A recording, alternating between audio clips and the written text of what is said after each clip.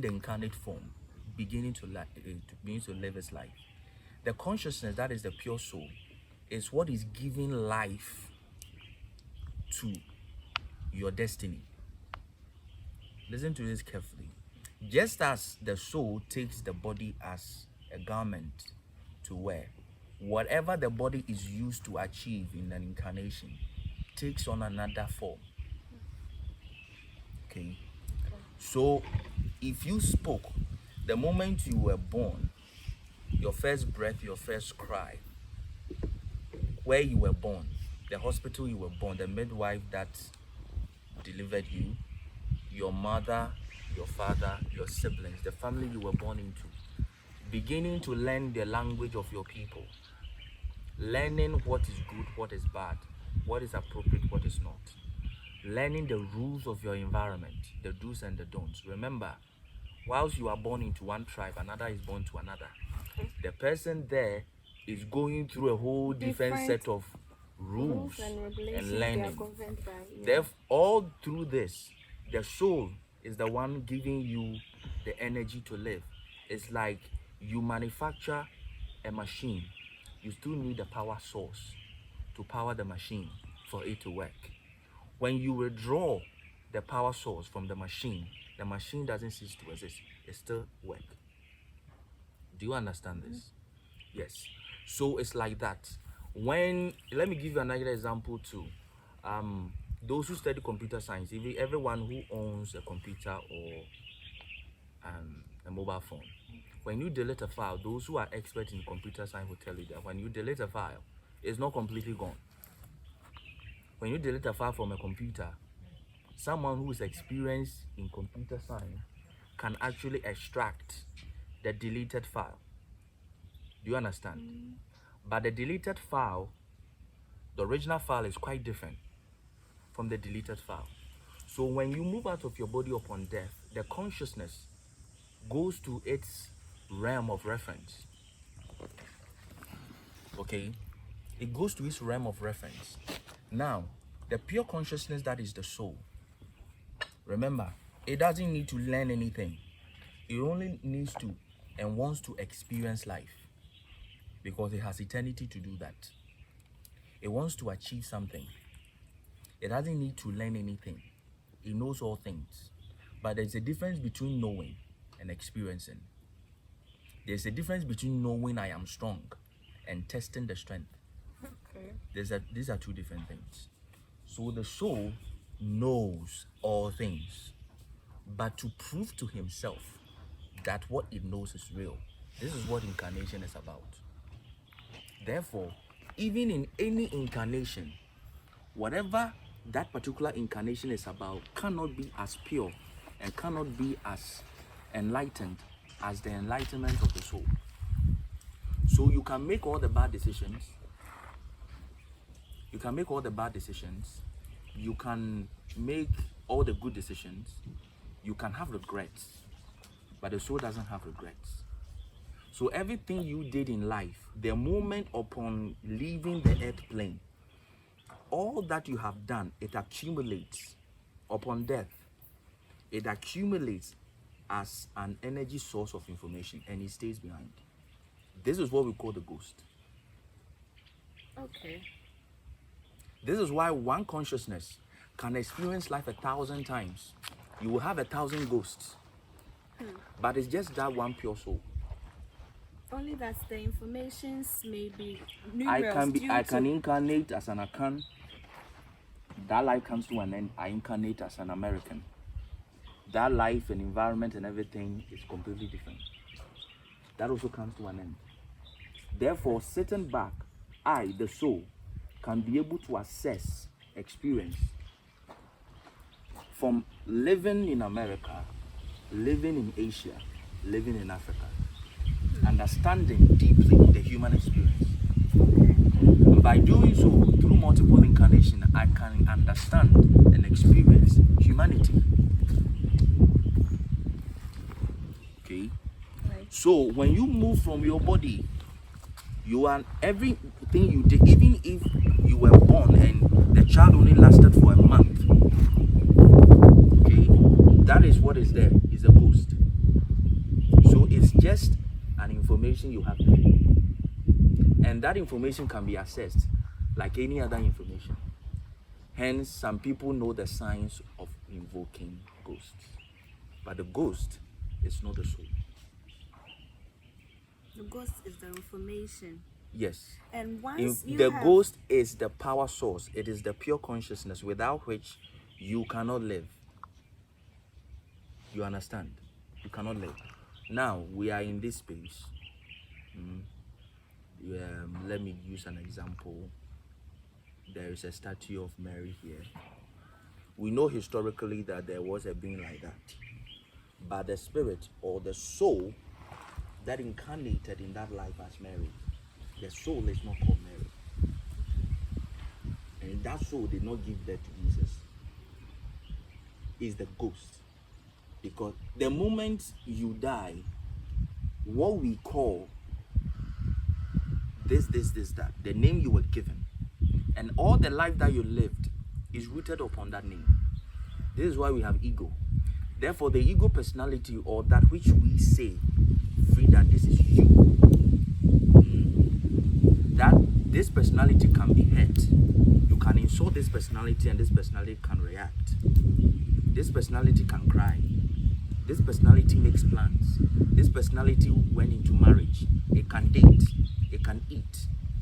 It can do anything. It can be arrested. But it is not the soul. The soul doesn't go through that. The soul just observes the experience. Therefore, the moment you leave your body, all of that, when we sum the sum total of all that information, the life process, that changes from a personality to a ghost. The personality that we know as Frida, the moment that life comes to an end, is now a ghost. Okay. And then the life force that was ensuring that you live long enough to complete that life cycle, that is the soul. It has accumulated the information, it has experienced it. Now it will create another experience, which you call another incarnation. This is what it is. So the ghost is stored, is energy, and even in school you are learned that energy does not get destroyed. It is eternal.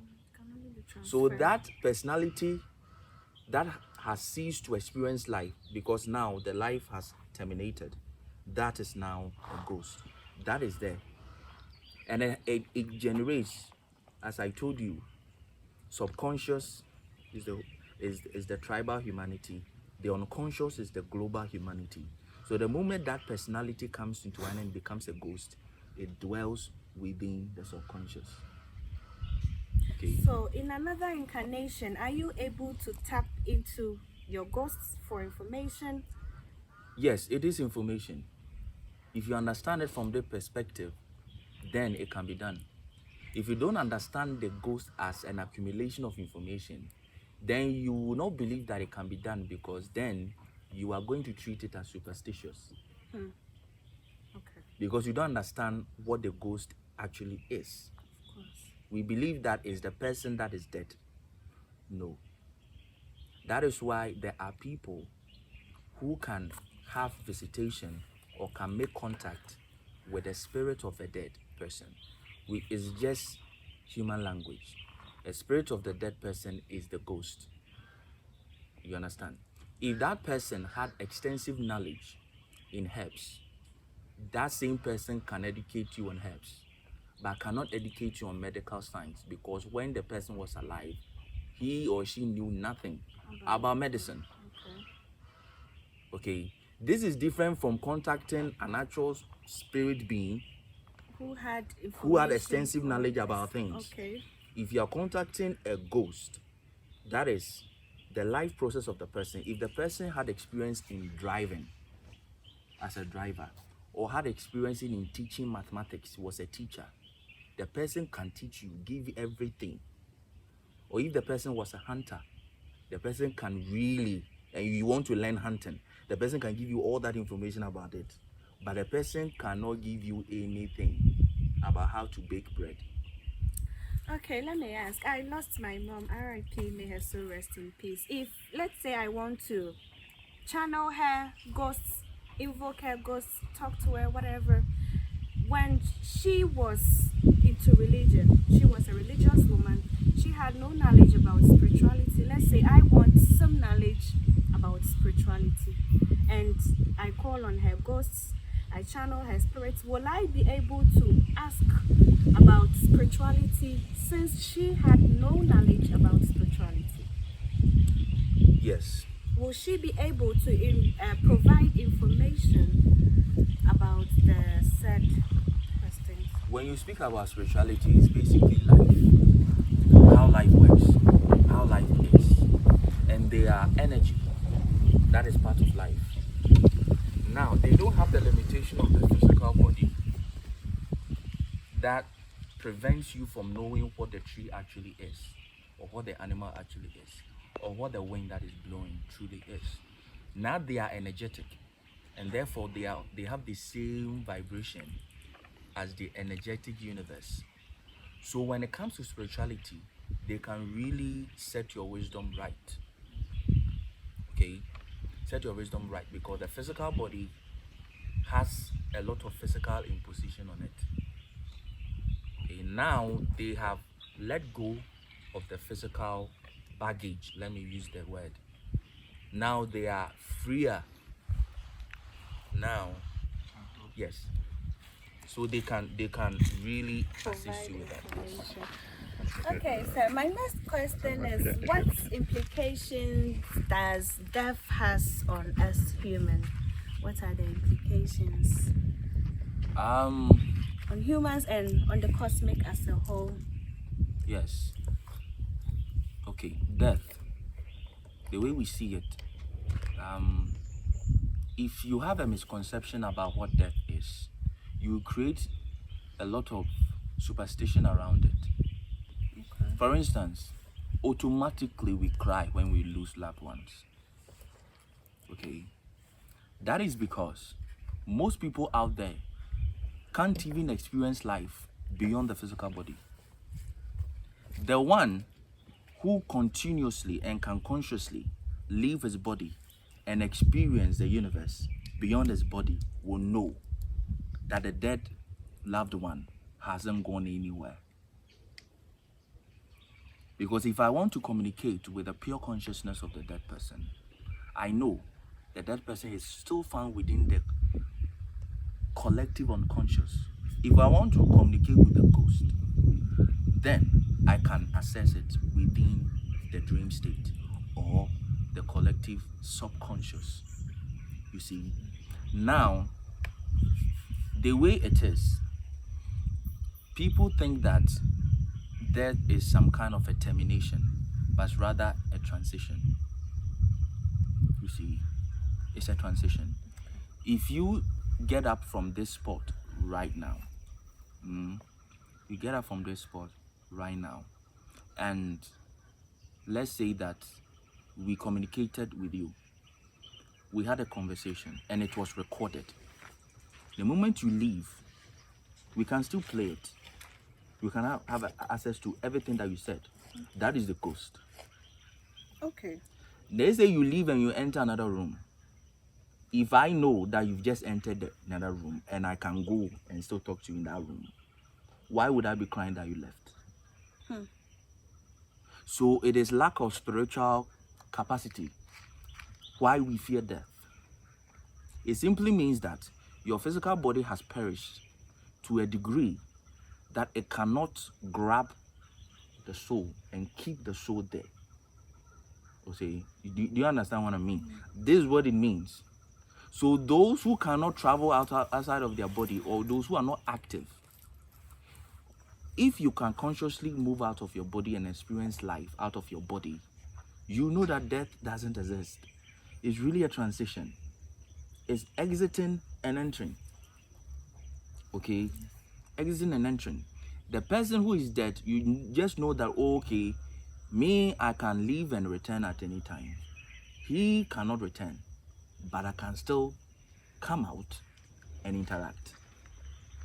You see, so even though we have buried the person, I have the capacity. I can come out and interact and come back again, knowing that I can have access to this person at any time. The difference is that I will have to go through a process to be able to communicate Okay. with this person. It's really not different at all. Knowing that someone is physically not present with you, but you can always contact the person through a video call or an actual text message. You get it? Because you know how to reach the person. But for most people, the inability to re-establish contact, that is the deeper realization of the sorrow we feel when we lose loved ones. Do you understand this part? I do. So it's a transition. It really is a transition. Does everyone has the ability to talk to a ghost, contact a passed on loved one? Most people do not have that ability. That does not mean that the shade, in occult science we call it the shade of the person, has departed. This is because you would have to first be very active in your dream state. It is something that can be assessed. The capability is there. Just as everyone is capable of riding a bicycle, you just have to learn it. Simple. Everyone is capable of learning any language. You just have to learn it. Therefore, if you want to be able to develop that part of you, you can, because the subconscious mind is already part of you. Okay? The unconscious mind is already part of you. You get it? So you can learn how to tap into it and access that part. Would one have to go to sleep before they are able to conjure the dead, or it can happen whilst you are just sitting here? You can talk to the dead. Not necessarily going to sleep. In the beginning, I said that the unconscious, the subconscious, and the conscious are there, but we are firmly rooted in the conscious mind. You get it? Now, if you are able to bring the subconscious mind into the conscious mind, then you can do that. For instance, many people are not active in their dream state, so when they dream and leave their body, they don't know the possibility that is there. Those who are very active in their dream state can come out of in their dream state. They know they are dreaming. All they have to do is to look for that dead relative. It's that simple. Because when you come out of your dream state, you are within your environment, the same environment.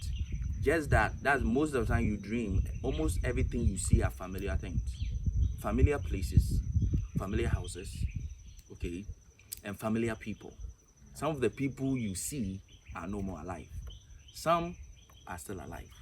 So this is where you communicate with spirits, everything that is not physically embodied. So if you are active in your dream state and you are out in it, and you know you are out, and you understand the possibility, this is where everything happens. Alright, Just so as in the dream state, you are not governed by physical law. You don't have to take transportation to go to your family house to communicate with those dead relatives. You can just will yourself there. If you are active in it, you can do the same. And dreaming is coming out of your body. The same thing happens with out-of-body experience consciously. So when you astral project, it's the same thing. You've moved into the dream state. You are no more within your body. And therefore, in this state, there's a difference between dreaming and astral projection, where the astral projection, you've done it consciously. Now, you are out of your body. So the decision is, where do I want to go now? Or who do I want to communicate now? but do we have control over where we go? Who do we communicate with in our dreams? If you are not active in it, you are not in control. If you are not active in your dream, things happen to you. You don't control things. And if you're active in your dream, you are truly powerful. This is what it means to be spiritual. Because the dream state is where you mold. This is the subconscious. All addiction, all behaviors, all form of psychic influences are happening within the subconscious. And therefore, within that state, everything is to your will. And therefore, you can mold and change situation in that state if you're active. So, not when you are not active in the dream state, no. Sir, please, is there an immortal soul? There is no soul that is not. There's no soul that is not immortal. Every soul is, because of the essence it's made of. You see, because of the essence it's made of. The soul that we know is made of pure consciousness. You see, and pure consciousness is that which existed before all things.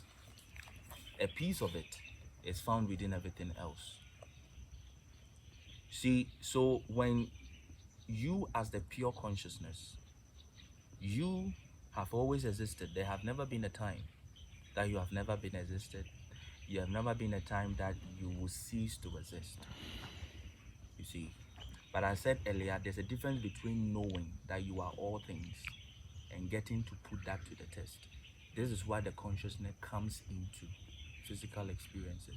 Is there proof that we are all immortal? There is, but you have to activate the proof.